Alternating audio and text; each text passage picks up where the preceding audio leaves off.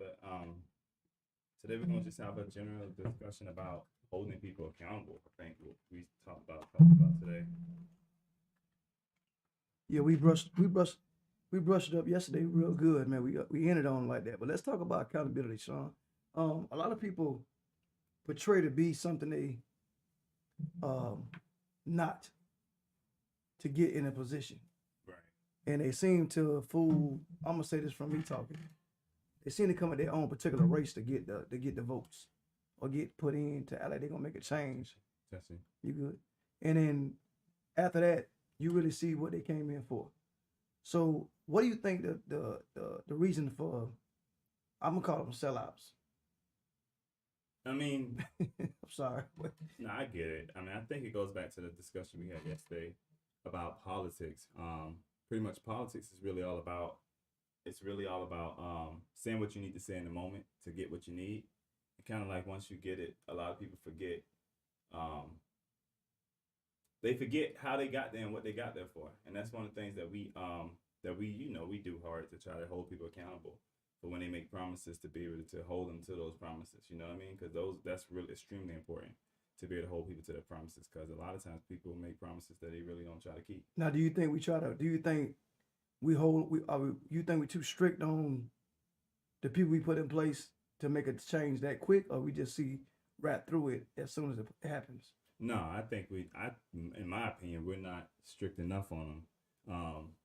We don't. I don't think we really hold people to the account in which we should hold them to. You feel me? I think we could do better. I think that we.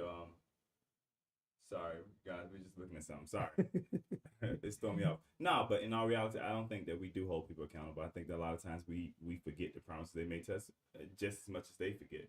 And that's the reason why they forget is because we don't hold them accountable. Yeah. But again, I think it's more of a who you really work for. Right. Like what I'm saying is, if you're a person of color and you got a predominantly white staff above you, but you know you're trying to win the votes of your own people because that's the world we live in. But you're really working for the person above you. So it's like, are you setting your own people up to get your name on the plaque, your name as the lead? Because that's what I'm saying. I'm saying a lot of people got voted in for a lot of different positions in Cobb County. I'm gonna say some in Atlanta, and the true person is coming out. It was just a cover up because they want to be the person of attention, get voted in. Now they really turn against their own people. Yeah, and not really turning as far as like targeting them, but you're not doing what you say you was gonna do. Yeah, and I don't know whether it's towards like your own. So forget about the whole race aspect of it, right? Yeah, I'm sorry. I just think that it has more so to do with people forgetting like the platform in which they used to get there, right? So they ran on being the one who's going to reform the system, and then they get in there and the system stays the same, right? Those are things I think that concerns a lot of people, especially kind of like me, because when you think about that kind of stuff, when you go out and you vote for people or you give your money to people, you want to make sure the person that you're voting for and the person that you're giving your money to, that they actually are somebody who you can trust and somebody who, when they give you their word, you can take their word to the bank.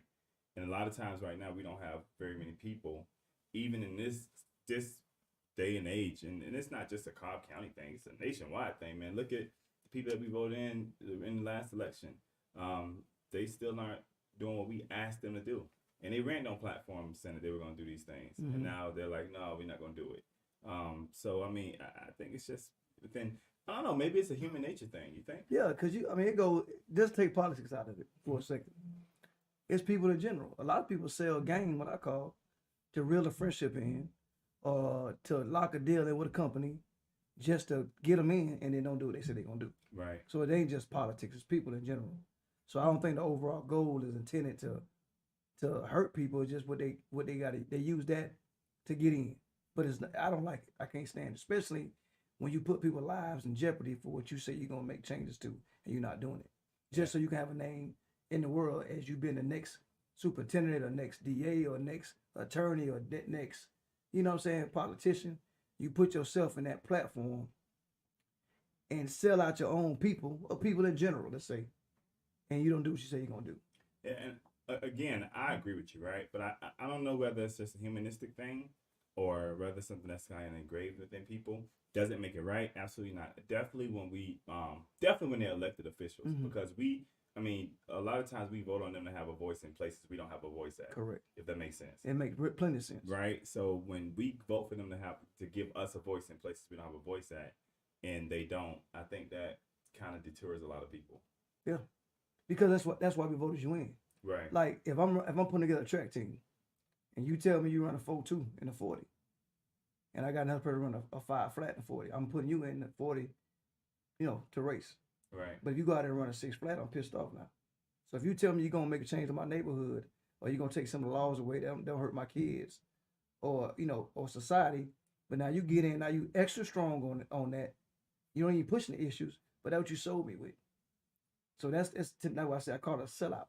Yeah, but let me ask you a question though too. Have we given them enough time? That's my next question. I'll ask you. No, I'm asking you. We giving okay. What I'm saying is we didn't give them. I'm giving them enough time to make the changes, but I'm going off stuff they did already. Right. Like certain cases I came across the board that everybody know you didn't handle right, and you specifically said what you wasn't gonna do. In this case, this happened, and you handled it all the way wrong, and don't care nothing about it because you already got your name as a certain person. Right. But then too, so one of the things that I would say is that right?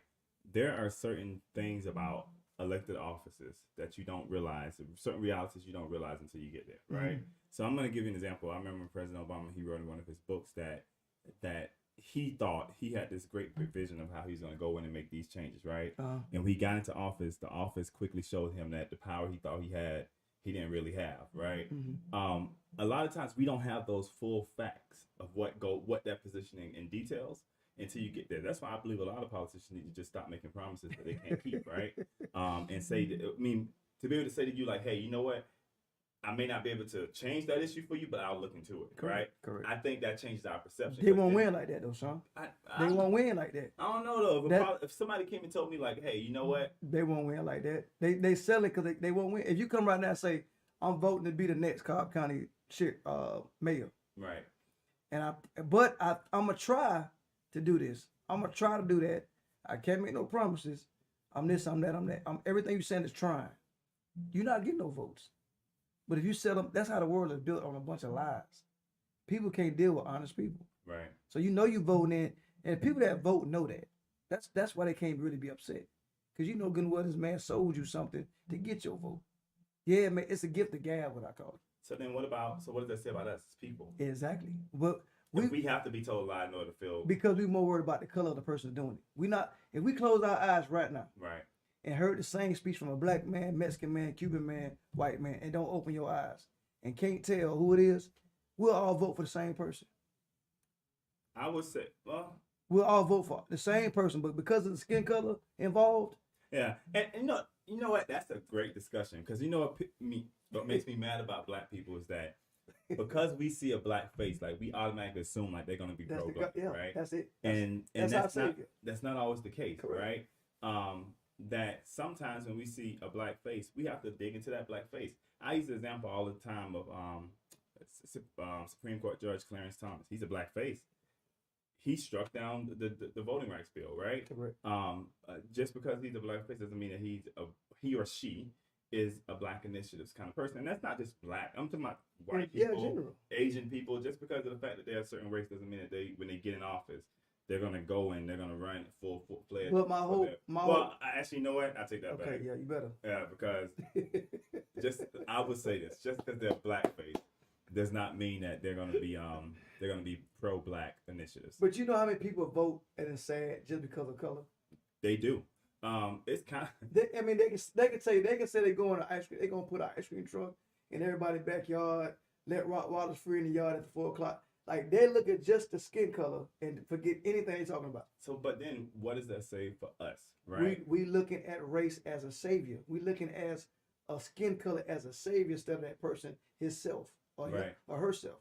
That's what we're looking at. We're looking at if I can put a black man on a stage, that's going to save us. If I can put a white person on, whoever it may be, people are looking at color versus the value that comes with that person. Right. And I would have because that's the way of the world. Like right now, what makes the news right now? with cops, any interracial encounter, whether it be good, bad, that's what makes the news. It ain't never a white man pulling over saving a white little boy.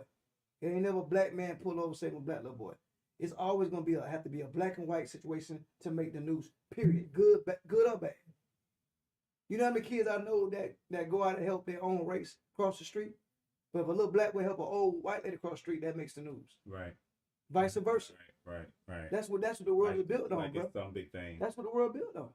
And and I mean, I don't know, but then it goes back to the whole question: what does it say about us? Correct. That's what the whole world built on. Yeah, and that's one of the things. Like I remember last week they passed a bill while we were in DC, and I forgot the Juneteenth bill, making Juneteenth a federal holiday, and they named it the forgot, but it was basically something lined up along the lines like the Independence Day or something like that, right? And a lot of people some people who didn't vote for it was like, well, why don't we call Independence Day? We have one Independence Day, or why don't we call it like the Emancipation Recognition Day, Recognition Day, right? And people were upset, like, why would they not vote for that reason? But it's like, at the same time, there's some things we can kind of concede, right? If we're getting Juneteenth as a federal holiday, like, to change the name, really? Is that something worth not getting the holiday for?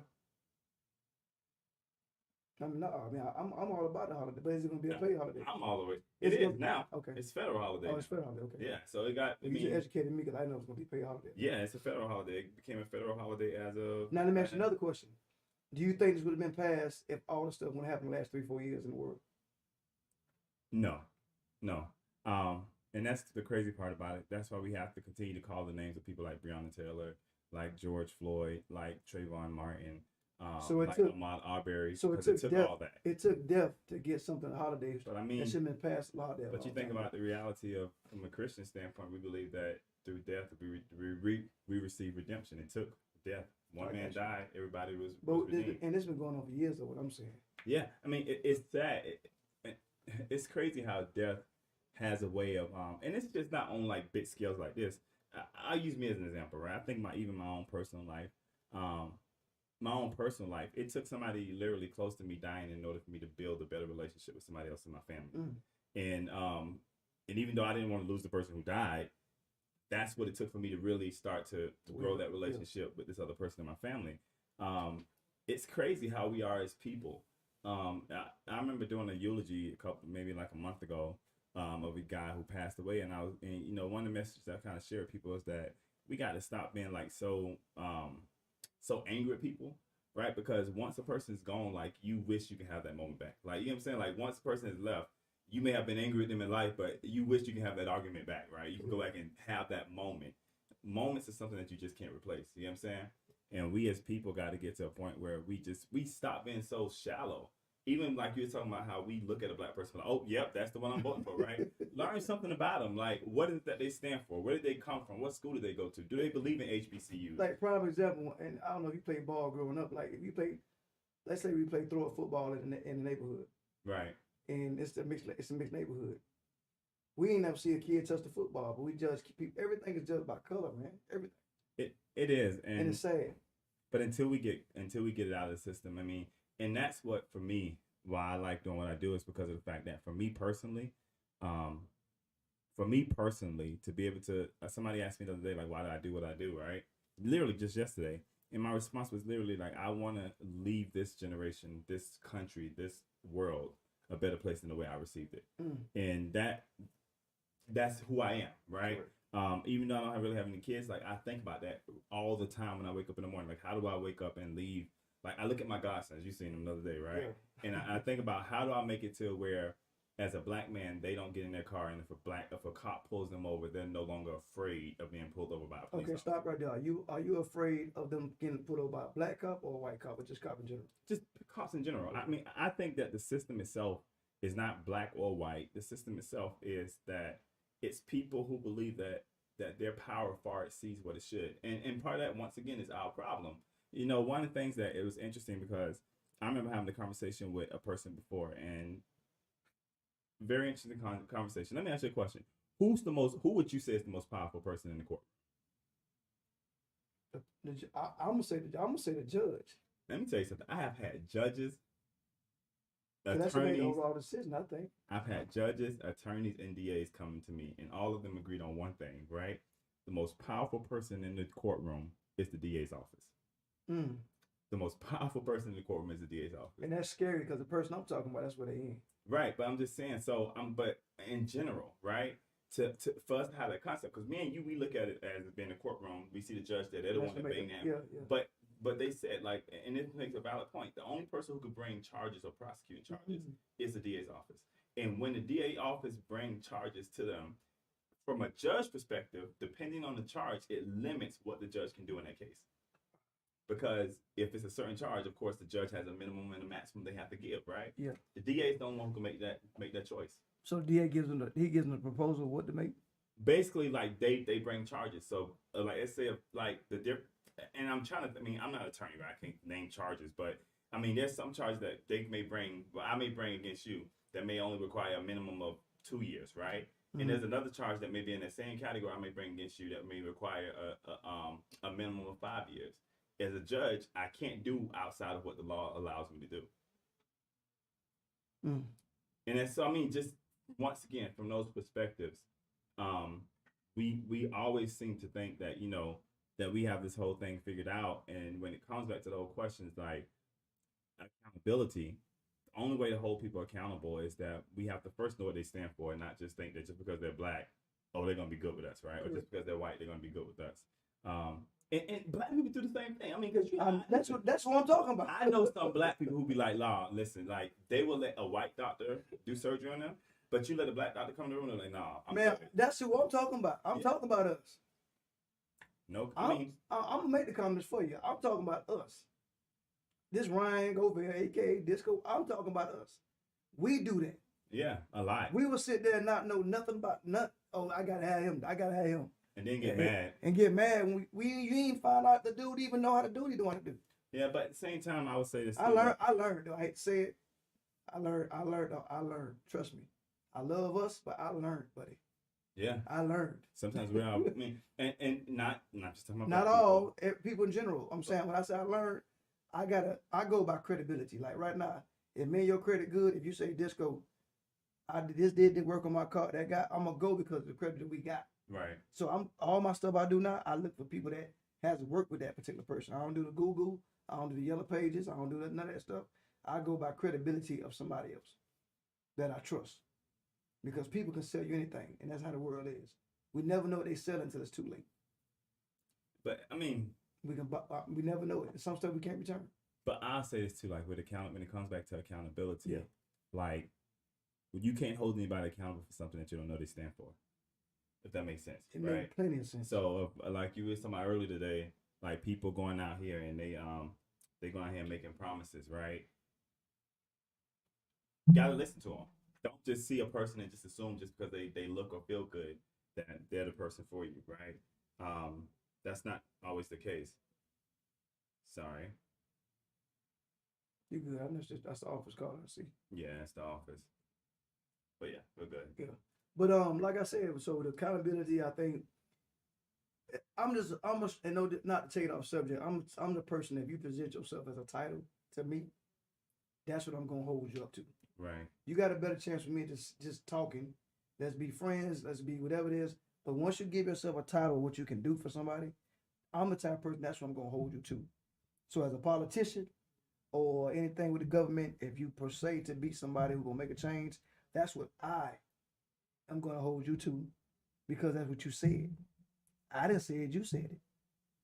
So that's why I say accountability has to be very, very strict when it comes to us because you got voted in before what you said you're going to do for the people. Yeah, and so maybe that means more people like you need to run. Me? I'm not running for me, man, please. I won't get one vote because I'll be 100 with them. 200, probably 100. I'm going to be 200. They'll be like, no, I can't because I'm not finna send that play. You know, it's just so hard to wake up with a lie every day. Yeah. That's hard work, man. That's hard work to be somebody you not and to wake up about who I'm alive to today. That's hard work. But you know, I think it goes back to the whole concept of and I would say this too, sometimes people are just not liars, sometimes their intentions are well. what they can bring to the table is not reality. They trying, but they don't know how to. Again, they hit, like, for instance, I can't. It's like they trying to do it. They don't want to tell you they're gonna try. They want that in their heart. They saying, "You know what? I know I can do it. I know I can do it. I know I can do it." Then they get so let me just tell them I can do it. Yeah. So let me tell them, say I'm working on it. I got you. Next Friday, I'm gonna make this change and I'm gonna pass that law. And they get, because they think in their mind, I got everything going. Not and knowing they got to go through a whole chain of command. Whole process that one person doesn't control the whole aspect.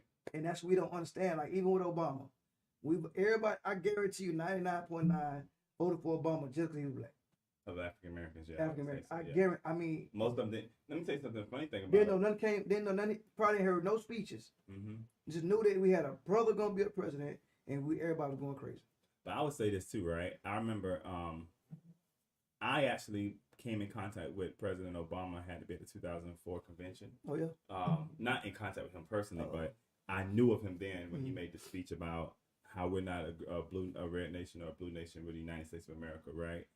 The very next day, my boss came into my job because he knew I like politics, and he was like, "Man, the one person that scares me, the next president, I'm telling you, he's gonna be that black guy, Obama." I was like, "Okay," and that's what kind of made me kind of start reading his books and catch up on him. But again, I wanted to, because I like politics. I voted for white people. I voted for white people over black people before, because of the fact that I like politics, right? I want to know everything about you. Yeah. I want to know what your platform is. I go to your website, look at your website. I want to hear what you're saying. You do your homework. Yeah, and listen, if you got a town hall and I can attend it, I'm gonna get tickets and attend it. That's just who I am, and I think that if more of us had that, and the one thing about it, other parts of America is not like us, right? Mm-hmm. If you go talk to them about their politics, they know everything about that person. They know every speech they gave. They know where they were at. They knew where they ate for dinner last night. You know what I'm saying? We ain't about that, and we got to start looking past. We have to start looking past people and seeing their spirit, if that makes sense. I mean, let me touch surface a little bit. I loved Obama. Mm-hmm. Now, some stuff he did I didn't like, but some stuff he did I did like, just like anybody else. Right. What I'm saying is, I didn't overlook what I didn't like just because of what color he was. Right. And we tend to do that because we got so much pride in what color's in front of us. We overlook everything that's coming with it, black and white. Right. Man, whatever it may be, we overlook what's behind it just because it looks good to us. Because it looks good to us. Perception. And perception, I used to say it all the time, perception is 9/10 of the law. Mm. So, I mean, the way even with relationships. The way a person sees something is the way they perceive it. Even with relationships, friendships, everything. But yeah, time is. So we good. So yeah. I appreciate you, man. Tomorrow, I don't know, it's Friday. We're going to be off tomorrow. We're off tomorrow. Okay? Yeah. No Friday show tomorrow. We off. Hey, this has been the first week of this, man. It's been real great, man. So we got time to look at the weekend. Hopefully nothing tragedy happens in the world. We can talk about some positive Monday again. No, we do want to give a shout out to those families who are in Miami right now, where the building collapsed this morning at 2 a.m. I got a call. You know, that's where I'm from. I don't know. I heard nothing about it. Oh yeah, the building collapsed in Miami this morning at 2 a.m. and they're still trying to get people out, the rebels and everything. So let's just keep them in prayer. We know one person is dead, but let's just keep them in prayer. You got me a call. But look at where it's at. It's on South Beach somewhere. So, but I want to give a shout out to them, and I also want to remind people that on Saturday, come join us at 2:30. We'll be back here on Disco, back here on Facebook Live, and we'll have an awesome person who's going to be with us, Dr. Ben Williams. He's actually of the Southern Leadership Conference, which was the same conference that Dr. Martin Luther King founded. So he's from there of Cobb County. So he'll be with us on Saturday from 2:30 to 3:30, talking about some of the things that are going on and some things they're doing, and how we pass this torch to the next generation, because that's really important. And then don't forget, everybody, if you go to our website, go to Facebook, we do have an app now that's out on Android and Apple Store. We ask everybody to download it, stay up to date on what's going on. Until next Monday, I'll see you guys again, and we'll be back Monday, and we'll be talking about spirituality and why Christianity is the way it is.